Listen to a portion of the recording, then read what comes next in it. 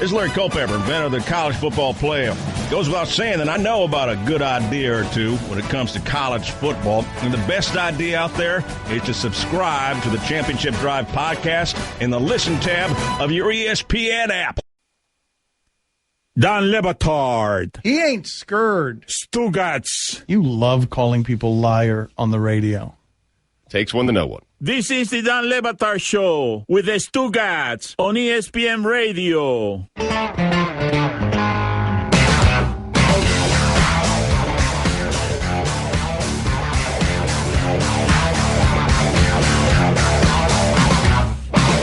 ESPN Radio is presented by Progressive Insurance. Jay Ajayi, Dolphin running back, going to join us in about 15 minutes on the Shell Pennzoil Performance Line. Here's your SportsCenter update. Week 9 concludes tonight. Monday Night Football, Seahawks and Bills, 8:30 Eastern on ESPN. Jets quarterback Ryan Fitzpatrick sprained his MCL in Sunday's loss versus the Dolphins. And finally, Mr. Robot star Remy Malek is attached to play Freddie Mercury, in long development biopic Bohemian Rhapsody with Bryan Singer. All right, let's start again. Direct. Let's start again. Seeing as how that's like the punchline to that, let's do that one again. I don't know if it's written correctly for the punchline. I don't know. And finally, Mr. Robot star Remy Malek is attached to play Freddie Mercury in long development biopic Bohemian Rhapsody with Bryan Singer in talks to direct. This SportsCenter is brought to you by Barbasol. America, you're looking good. You're shaving with Close, comfortable Barbasol shaving cream. Close Shave America. Close Shave Barbasol. I'm rattled. For all the latest headlines and information, tune in to the SportsCenter on ESPN Radio all throughout the day. What's the matter, Roy? You feeling like that's your fault somehow, or you feeling like you're going to get blamed for that? I'm probably going to get blamed for it, but that's not my fault. I'm not blaming you. Did you hear me blame you? I'm waiting for it. No, but I'm disappointed with myself. 5, 4, 3, 2. I mean, 1. listen, you could have written it a little bit more clearer, and There it is. The punctuation, some of the commas, it could have been better. Let's just leave it at that. But I could have done better, too. So true or false? Like, that was doomed as soon as you saw the name Remy Malek. Well, but I got that name right, and I think so. Here's what happened. But it threw you off so much. Like, you cleared that hurdle that you just fell. Well, yeah, so give you a peek behind the curtain. I asked Mike right before we went on air, is it Remy Malik? And he said, no, it's Remy Malek. And so I had to cross that out and write in a way where I would be able to pronounce it Remy Malek. And so I changed it from R-A-M-I to R-E-M-Y and changed the E in Malek to an I. Guillermo, can you put this at Le Batard's show, please? Is Stugotz trying to get better, making him worse? At Le Batard's show. Well, let me ask you, because we've been at this since the marriage counselor came on the air, and we're trying to patch up our relationship, and I'm trying to be 1% less worse. Do you feel like I've been making the effort to be 1% and that's why less I'm worse? not getting mad anymore, even though I do think you're worse. Well, because you think I'm overthinking this stuff, which was my overall I fear just in the know first place. I know you're trying and caring, which is all I wanted. Okay. All right. That it's made you worse, though, is a drawback I had not considered possible. And yet it's so. What do you think about that casting? A little harsh? A little bit. I mean. Okay. Do you feel like you've been better? Oh, I absolutely feel like I've been 1% less worse. You've been trying more. You've absolutely been trying more. You've been trying more. Oh, I think that I've been reading all of these things. Now, sometimes I read them in advance and I don't screw up, but occasionally I will read them in advance and I do screw up. But I never used to read them in advance, and I feel like the mistakes have not been nearly as much as they used to be. But that could be me. I could be biased in this conversation. What do you think about that casting? Yeah, it's a strange one. No, I think it's a good one. I don't. I mean, the guy that would have been perfect was Sacha Baron Cohen, right? He was attached to it for a long time, but Queen wouldn't give him final say over the script. He wanted full control, full creative control, so he dropped out of the picture, which is a bummer because Sacha Baron Cohen would have been the perfect choice. He would have done Freddie Mercury very well. But I can't really picture Mr. Robot. Well, he's a good actor. Oh, he's a fantastic actor. Dating back to, I don't know if you saw like the Steven Spielberg, Tom Hanks like miniseries on HBO, The Pacific. He sort of stole every scene that, and that was years ago. I'm so happy that he's got Mr. Robot. He's fantastic. This seems like a real challenge and sort of outside of that sort of weird sort of wheelhouse that he's carved out for himself. It's also, and I've made this mistake before, so I'm just telling you this so that you know it. It's biopic, not biopic. I've made that mistake and had it corrected. So it's a biopic. Have you really made that mistake, or are you just doing that to make me feel good? I have made that Really? mistake. I used to call it a biopic, and it's not. It's a biopic. Okay. A tweeter writes in, and we're getting a lot of this, and it makes me want to lean into it all the more. Salma Hayek in Dusk Till Dawn was somebody who was nominated as someone you discovered. Cameron Diaz in The Mask. Oh, so good. Excellent. Mm-hmm. Yeah, that's a good one. Excellent. Where someone you hadn't discovered before. Oh, Roy, this is. Are you kidding me? No, it's different, man. This is different culturally. This is for sure different. This is for sure different culturally. The list. She got out of the car. Yeah, no, but that. You didn't like The Mask. Okay, this is a different discussion. No, this is why diversity is important. There's always time for one last kiss. Cameron Diaz. Cameron Diaz, I'm going to guess that is not something that is attractive to certain ethnicities. That tends to be something that white people like. Ethnically, I'm speaking generally here, Hispanics and African Americans don't like rail thin blonde as much as Caucasian people do. Do you remember the first time you saw Brad Pitt in Thelma and Louise? I don't, but that's a lot of one. Yes, that's a fantastic. That is a great one. Whoa. Yes, it was a total bit part, and it's what made him a movie star. Wow. Also, the Tongan torchbearer from the Olympics. Oh, yeah. The Tongan. Why did you call him Tongan? I'm sorry, did that come out that way? A tweeter writes in. That's me not getting the show, right? That's me not getting the show. A tweeter writes in, and because we're getting a lot of this, I'm going to go ahead and stay here. Because I find you to be annoying. Tweeter writes in, I find it rather queer to call men handsome. Call me a primate, but you cannot call me queer. And we're getting a lot of that as we talk about this. So who is the most handsome man at ESPN? Are we going to have to do this by divisions, by age categories as well? Well, for many years, I think Kirk Herbstreit was considered the most handsome man at ESPN, but he's aged a little bit, and I think some new guys have potentially taken over. Yes, Yeah, really. Herbstreit was definitely the face that ran the place for a long time. Wait a minute. Do you think that this makes Chris Fowler insane with envy? Because Chris Fowler's pretty handsome. Also, secretly jacked, and it's not so much secretly anymore because those biceps are bursting out of those suits. Yes, Chris Fowler is also very handsome. Do you think he's insane with jealousy because Kirk Herbstreit got to be the boy band member instead of Chris Fowler? I think Fowler knows. You think Fowler is self-aware about? Yes. Really? You think that he would cede as a competitive human being? You think he would cede the attractive floor to Kirk Herbstreit? You think that Chris Fowler would put this up on the poll, Guillermo? Would Chris Fowler admit that Kirk Herbstreit is more handsome than he is? I'm not sure I agree with you there. I'm not sure that it's right, and I'm certainly not sure that Chris Fowler would concede it. Me personally, I'm more of a Fowler guy. Really? Seems more cultured, likes tennis. Mm-hmm. It's two very different types. Herbstreit. I mean, the tennis thing is something I hadn't considered. Yes, he seems because I feel like, Kirk, that's my arm candy, right? But I feel like there's more going on there with Fowler, right? I feel like I can truly more well-rounded. I could fall for Fowler. Yeah, well-rounded. That is good. Mm-hmm. That's good. You could take Herbstreit, you could take him courtside. Fowler, you take him to the country club. It's two different things. I feel like we're calling Herbstreit a bimbo. Definitely, Guillermo. Is that what I saw you mouth back there? I don't think that's accurate, though. Herbstreit is not a bimbo. No, definitely you're calling him a bimbo. Okay. Well, I think Mike did with arm candy. He referred to her. He referred to Herbstreit is the Wait date a second. you bring. Is that an insult? No. Is that an insult? Arm is he really candy? offended that he's arm candy? I think he might be. No, I don't think he is. Well, now put this on the poll as well. Would Herbstreit be willing to acknowledge that Fowler is classier than he is? I mean, he likes tennis, of course. I think he would. I think Herbstreit would be willing to admit that. I mean, we're talking about taking someone on a date, sitting front row at a basketball game, and if you had Fowler and Herbstreit side by side, of course you would choose Herbstreit, right? Do you think there's insecurities like going around like when Jesse Palmer like wanders onto the campus? Oh, Herbstreit hates Palmer. Oh my God, Hates him. oh my God. Yeah. Like, and then all of a sudden, Bear starts hanging out with Jesse Palmer. Yes.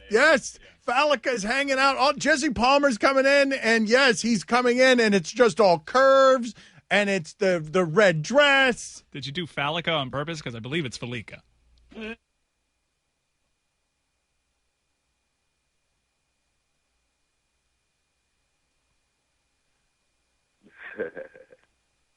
All of this would be so funny if anyone knew. I mean, first of all, Bear is pretty great.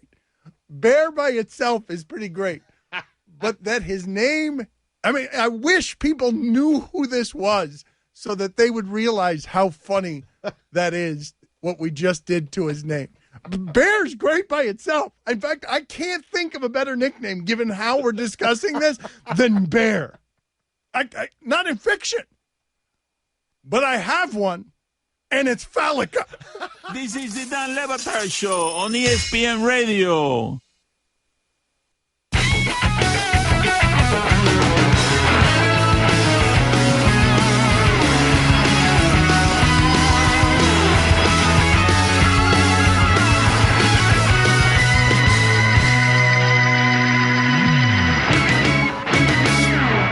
Dan Le Batard. I do a limited fake Rick.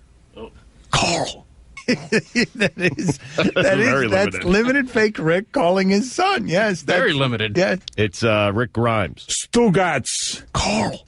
And Carl's his brother, right? Or son? I like how Mike son. Ryan. Okay. I just said that, Stugotz. Oh, wasn't listening. Stugotz. Yes! This is the Dan Le Batard Show with the Stugotz on ESPN Radio.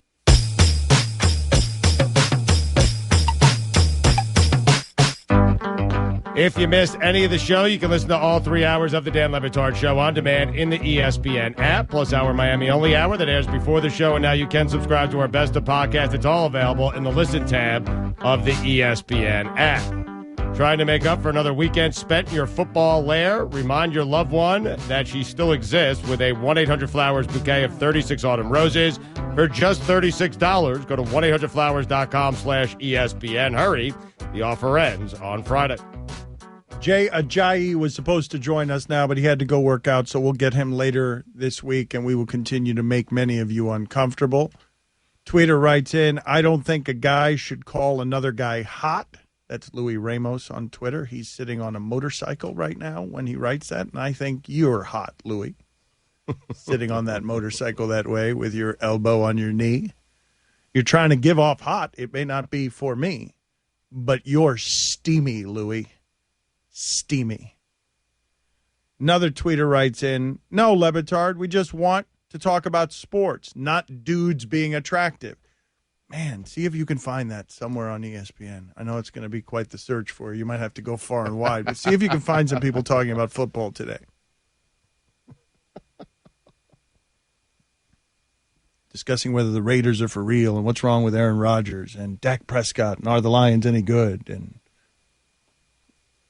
I was just going to go to the mic and ask you if the Raiders were for real. I'm dying to know. I'm dying to know what you think. I'm dying to know, man. They're for real. Because you don't know. I mean, you just don't know. Like the record. You know now. Well, no, the record suggests that they're real. The defense suggests that they're not, and you just don't know if the Raiders are for real. Like I'm really puzzled by this. It's the most puzzled I've ever been by a 7-2 team in my life.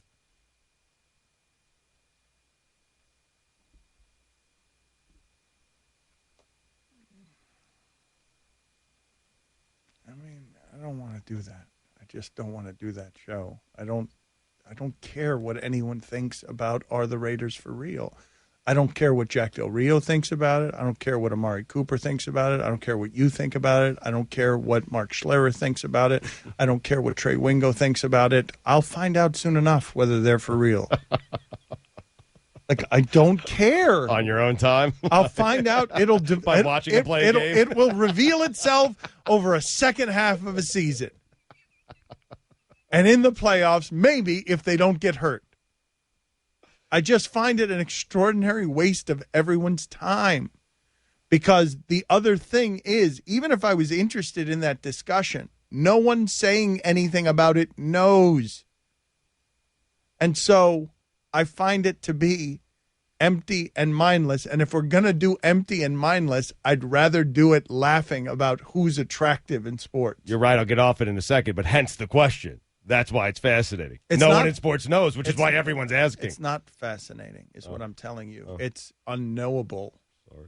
Fine. We'll have that discussion at a later date. But we can close the book on the Wentz Carr discussion, right? Yeah. It's Carr. It's Carr, right? Clearly. We're done with that. Next decade, Carr Wentz. We're done. No, we can't close the book on that. It's closed. It's a closed book. If I gave Wentz Amari Cooper and I gave him Michael Crabtree and I gave him 10 years of skill position first-round talent that the Raiders have? Mind you, Crabtree got really good once Derek Carr got really good. Crabtree's always been pretty good. Yeah, but he was available.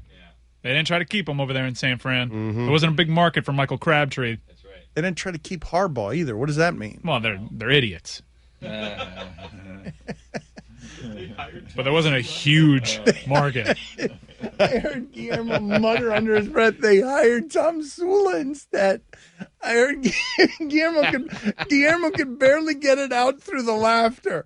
They hired Tom Sula. They said no thanks to Jim Harbaugh and hired Tom Sula instead. But they recognized their mistakes and they hired Chip Kelly. Right. They're so bad. Everybody rushes for 100 yards against that team. I would have 100 yards rushing against that defense.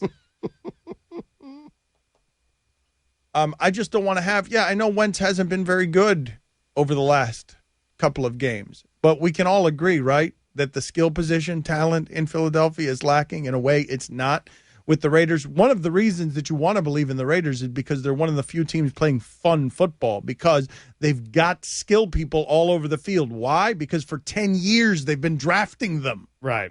Well, and it's just fun. It's the Raiders. Like, you love the Oakland Raiders. So finally they're good. No, it wouldn't be fun if it looked like what Kansas City was doing on offense. It's fun because they have a bunch of high first-round picks on their team. Crabtree, taken in the top 5. Yep. Amari Cooper, taken in the top 5. Big investment in the offensive line, and they took Derek Carr.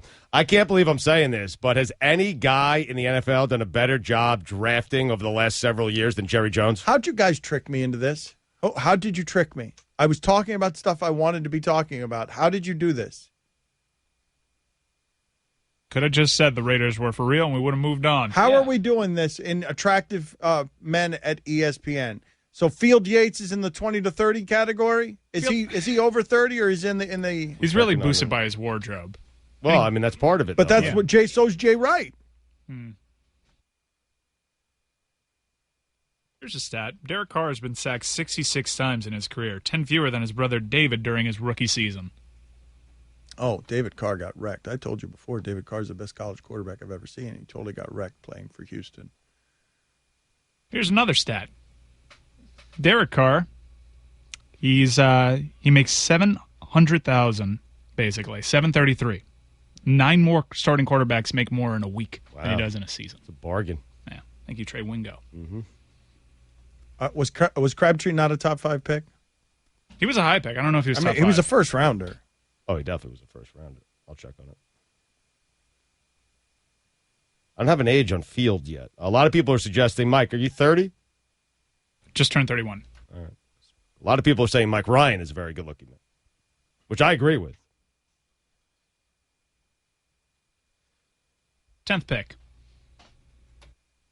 The Raiders have gotten good because they have a lot of people who can make giant plays, because for 10 years the league has been legislating that if you're bad, you get good picks. And so, much like the Bills got Sammy Watkins, and Sammy Watkins hasn't become the things that we thought he was going to become, the Raiders have 10 years of that with Khalil Mack and so when you look at the field, they're making a bunch of plays because they've got a bunch of people that the league has legislated by creating salary caps and equality, that they're going to have a bunch of playmakers. How about this one? Case Keenum, 0-7 when throwing over 270 yards. What are you doing right now? interesting little tidbit here. Gus Bradley, he's 14-41 for his career. 14-42 after losing. Yeah, after losing. Whoa, way to go. But did you know Nice. that he's never finished last in the AFC South? All right. Really? Good one. Talking pigskin. What are you doing, Mike? Talking pigskin. Giving them sports. Yep. What do you think of the Lions? I mean, a lot of the credit has to go to Matt Stafford. Yeah, man. Right? MVP candidate. How Yeah, else for can you sure. explain this? That drive yesterday? Oh, it was fantastic. Big time. Oh, yeah, Big time. Why does it always look like someone smacked him in the face right before he goes out there? Yeah. Get him hyped up. No, I'm just saying there might be a rosacea thing. Oh, okay. Oh, my bad. Sorry. In which case, I apologize to Matt Stafford. You know you love the Dan Le Batard Show on ESPN Radio.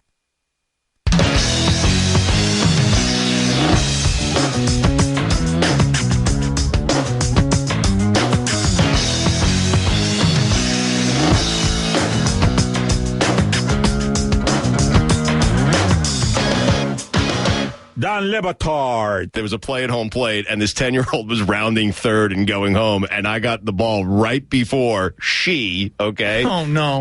I threw the ball at her so hard, From where? but I got her out From where? Where were you throwing the ball from? about 2 feet away. I take my kickball seriously, man. Stugotz. But it was just reactionary, Dan. I caught the ball. There was a play at the plate. I threw it at her. Stugotz, do you... And you probably put up 2 fingers up. Yeah, two down. We got two down. This is the Dan Le Batard Show with the Stugotz on ESPN Radio.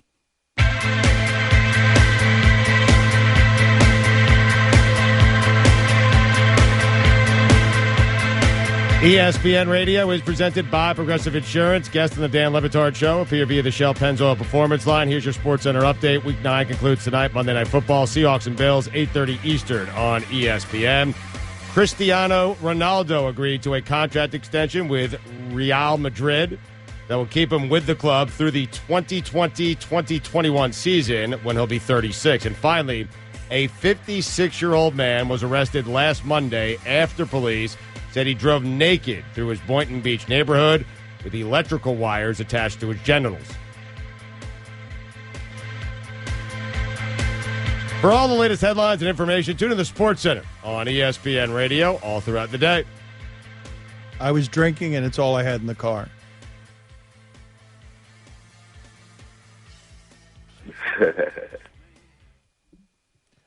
Mike, do you think Stugotz enjoys doing the Friday show with Golick more than he does and enjoys doing this show with me today?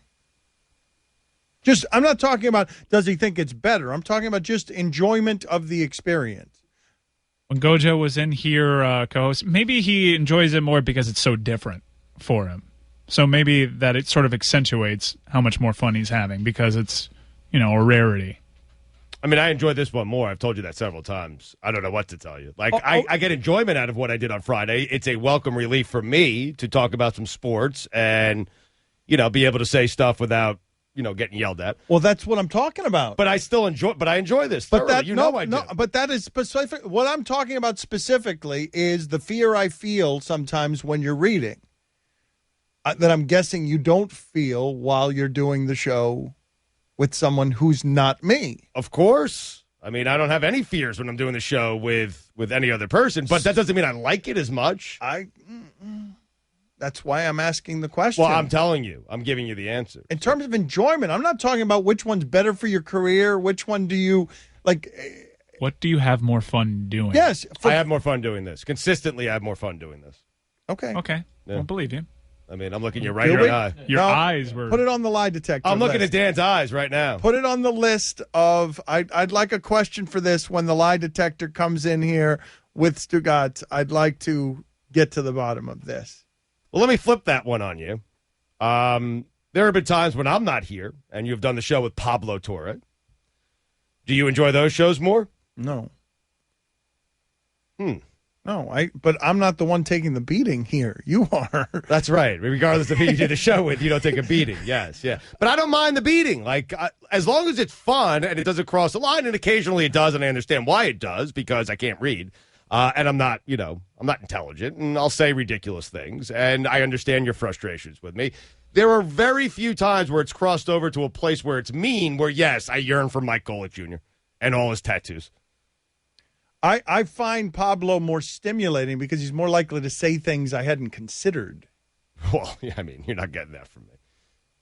I mean, not today, not tomorrow, not ever. It's just not happening. Sorry.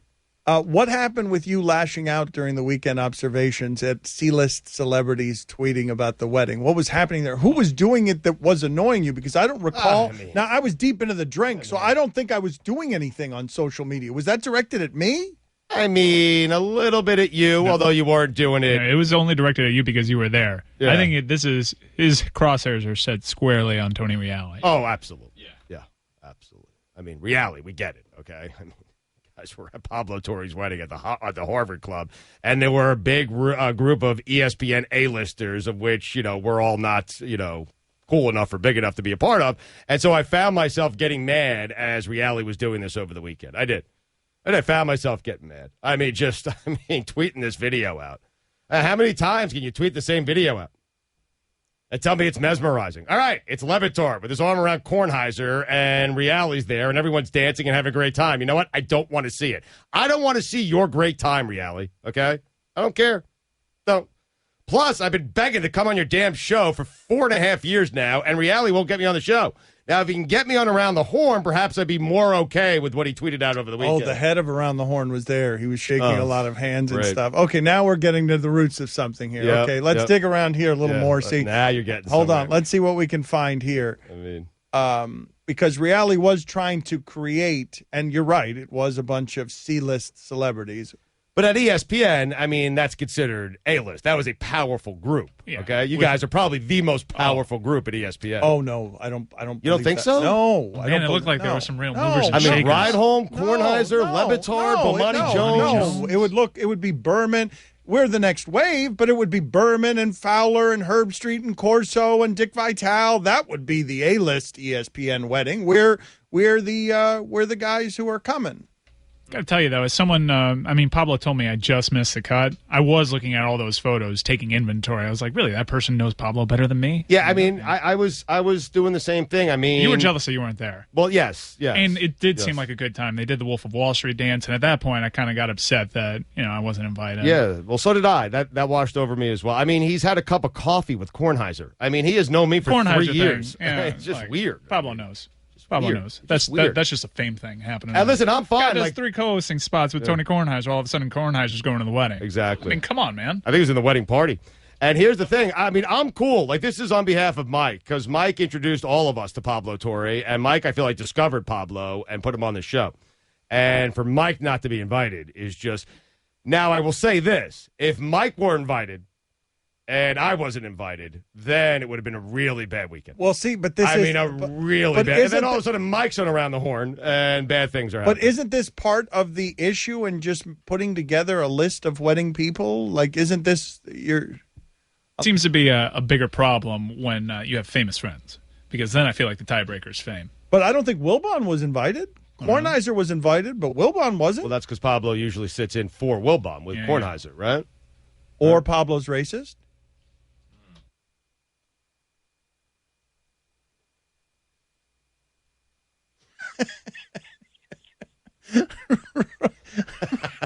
Look. There have never been that many minorities at the Harvard Club as there were this weekend. Good God. But imagine if you're Mike, okay, and Mike introduces Pablo to you, and Mike is friends with Pablo, okay, and then makes that introduction. And then Pablo's big day comes, biggest day of his life, and Mike doesn't get invited, you do. And that's simply a power struggle and a power structure. Oh, but do you believe that that's fame, or do you believe that Pablo and I are closer than Mike? No. Pablo are? I believe Dan and Pablo are closer now. I've joked with Pablo that Dan stole my friend. Right, but if you had the power that Dan had, would Pablo have gone out of his way? Oh, absolutely. Oh, yeah, no question. Thank you. No question. Thank you. He's basically used up this relationship for all it has, and he's like climbed up. Yep. And I'm just here like, I would have gotten you a nice present. Mm-hmm. Good for him. Yep. I mean, an open bar really could have been the least he could have done. Years ago, I said Reale looks like a guy who would tear up the dance floor at a wedding or a bar mitzvah. Was I right? Well, he says that he came on with us and said that he does more like those Beastie Boys sabotage videos, or where he gravitates toward the camera and does fisheye lens. Nice. Yes, that he does more of that. And he looks like he was having fun. What he did was, he recreated the scene from Wolf of Wall Street with me as Jonah Hill. And so a lot of people were asking me, just a lob, man. So a lot of people were asking me what I was doing, and I'm like, I was doing what I was told to do, which is sort of dance the way Jonah Hill would dance. Kornheiser made it into that photo. Yeah. Oh, yeah. Well, that's the photo I'm objecting to, the video. It's all about. It's not a good photo op with Mike Ryan. Kornheiser. Exactly. Photo op. Right. I'm starting to get really mad at this. Yes. Well, I was mad all weekend. Yeah. I didn't need the pictures. So. Yeah, it was a black tie wedding. Reale was wearing like a black dress shirt. Listen, when you're Reale and you're that guy at the wedding, and I know that guy very well, at the wedding, the tie comes off immediately. The second the ceremony is over, the tie comes off, the arms get rolled up. I mean, and the buttons get, they start coming down one by one. Mad respect. Yep. That's the move. Yep. Yeah. Yep. And I'm cool with that. I'm down with that, man. I like Reale a lot. I do. Love him. Here we go. Yeah. Here come all good the man. Here come all the. No, he's a good man. He is. But I don't remember 93% of my weekend. All of these pictures that I'm in, I'm toast. Toast. I cannot tell you. What are you laughing about, Allison? Just laughing at the picture of you in the shirt, combing your hair, all of it. I spent like 6 minutes sober in New York. Drunk on Pablo Torre's love. Coming up, more of the Dan Le Batard Show on ESPN Radio. Ferguson, the right people, the right products, right around the corner. Visit Ferguson.com today.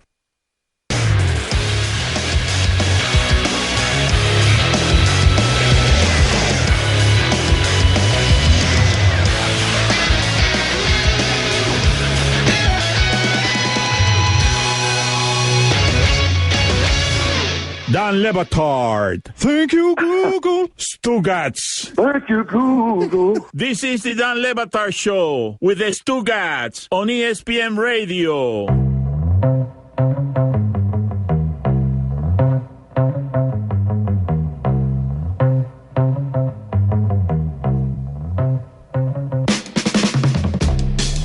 We got to get to the funniest thing from the sports weekend. We got to update our polls here. Guillermo, can you put at Le Batard Show, please? Put up a list of ESPN male employees, a list. Who's the most handsome man at ESPN? Go ahead. Make sure it's a diverse list, please. Don't make it all everyone looking like Field Yates. Don't make them all look like Chris Fowler. Well, my father just came in here and he was asking me questions. I think he's got a nominee for funniest thing from the sports weekend. What were you asking me about during the break, Papi? Yeah, the onside kick of the Steelers. What's the guy's name? That's the guy. I'm blaming Big Ben right now because he blew the game. What can I tell you? That onside kick was very funny. Oh, you like that, Gonzo? That was the play of the week as far as I'm concerned. All right, that's my father's nominee. That will lead us right into funniest thing from the sports weekend. Go ahead, Mike. Let's do it. We're not going to do any better than that. An onside kick where the guy tries to kick it and tries to be tricky and kicks it into his own foot. Excellent work by you, Gonzo. The game last night. Hey, people, tell us what in the sport made you laugh hardest this weekend. It is a segment we call What Made You Laugh This Weekend. Ha ha ha! Roy, what is your nominee funniest thing from the sports weekend, please? The Rams fans got tired of seeing Case Keenum So they decided to chant Jared Goff's name, and they decided to chant for Tim Tebow. Okay, of course. Right. Yeah, throw some Tim Tebow in there as well. Guillermo, what about you? Funniest thing from the sports weekend? Travis Kelce lost his mind yesterday. He got mad at an official, started yelling at him, and then when he got a flag, he decided to throw his towel at the official and was ejected. That was such great video. Kelce throwing a towel. Yes. A referee who didn't have a flag on him anymore throwing his hat in the air. Correct. Like that, if you didn't have any context for anything there, think about how that video had to look if you don't know anything about football. Kelce throwing a towel, a referee throwing his hat in the air, and then another referee throwing a yellow napkin in the air. Like that, if you had no context for that video, it's even funnier than it was by itself. Allison, what is your favorite thing from the sports weekend? You sending me a text of your tuxedo shirt with the button busting open and followed by the shirt in the trash. Okay, go ahead and text that to Lorenzo and see if he can put it on ESPNU as fast as he can so people can see how tight that tuxedo shirt was, that picture that I sent you. Stugotz, what was your funniest thing from the sports weekend? University of Cincinnati football coach Tommy Tuberville, after a loss, was walking off the field, got heckled by a fan. Here's how that conversation went. Hey, go to hell. Get a job. That's great. Go to hell, get a job. Twice. Very good. Mike, did I already go to you or did I forget to go to you? You went to Poppy. My favorite was Marshawn Lynch recreating the funniest thing I've ever seen in sports. 10 years ago, Marshawn Lynch drove around an injury cart doing donuts on the field. He recreated it. They made a bobblehead out of it. He was doing it with doing the donuts in the field with his mom. It was great. I'm going to go with the Heat's Justice Winslow saying that a ghost opened the bathroom door in his room, his hotel room. Let's update the polls here. At Le Batard Show is where you reach us. At Le Batard Show. Guillermo, what's that list of good-looking men at ESPN look like? Haven't started it yet. Okay, very good. All right. Did a ninja put it there? 76% of the audience said yes. A ninja did put it there. That is funny. Was that story funny? 55% of the audience said yes. Dan's story was funny. Is Chuck Pagano cute? 83% of the audience says no. Does Doug Peterson look like alcoholism? 71% of the audience says yes. Who's hotter, Brad Ausmus or Mike Matheny? 57% of the audience said Brad Ausmus. No. Yeah, it's an upset. Is Stugotz trying to get better, actually making him worse? 72% of the audience said yes. Would Chris Fowler admit that Kirk Herbstreit is more handsome than he is? 57% of the audience said no. Would Kirk Herbstreit be willing to acknowledge that Chris Fowler is classier than he is? 56% of the audience said no. Strange show. Such a stupid show we do, man.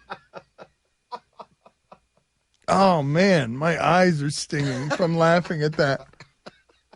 I mean, but honestly, what do you want us to talk about today? It's the middle of the NFL season.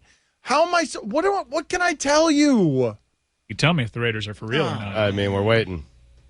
It's just so much in that sport. Like, look at how the Lions won yesterday. What the hell does that mean? What does it mean? It's a one-game sample, totally random. They kept the game close, but look at how they stayed in that game at the end. That's not a skill. The Lions have been losing that game for 15 years. And yesterday they won it. And so what does it mean? It means Matthew Stafford's figured it out. Yep. And they're in the playoff picture. I mean, everybody's in the playoff picture. Who's not in the playoff? Cleveland Browns. Oh, yeah, the 49ers. Mm-hmm. All right, so basically what we have in the NFL, tell me if I'm wrong about this is my analysis.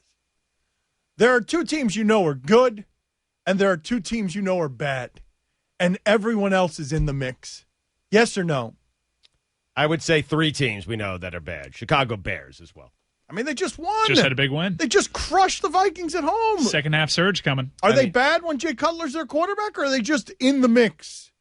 I mean, they're 2-6. All right, I'll go with you on that. Too good, too bad. The two teams we know are bad are San Francisco and Cleveland. Yes. And the two teams we know are good are New England and Dallas. And everything else is the same. Everyone else is the same, separated by a couple of bounces. Did Lorenzo get that tuck shirt up there too tight? Is that why Allison is smiling there? Because the buttons are bursting through that tuxedo shirt on ESPNU. You guys need to be watching this show on ESPNU. I can't believe Disney lets us do this. We will talk to you mañana. This was the Dan Le Batard Show on ESPN Radio. Hey, football fans, this is Mel Kiper Jr. On the latest First Draft podcast, Todd McShay and I identify a crisis which must be dealt with in the world of football. Find out what it is when you subscribe to the show in the Listen tab of the ESPN app. I'm Andy Katz from ESPN, along with my co-host Seth Greenberg. On Courtside with Katz and Coach G, we'll be joined by Arizona head coach Sean Miller and Indiana head coach Tom Crean in advance of the Armed Forces Classic in Honolulu.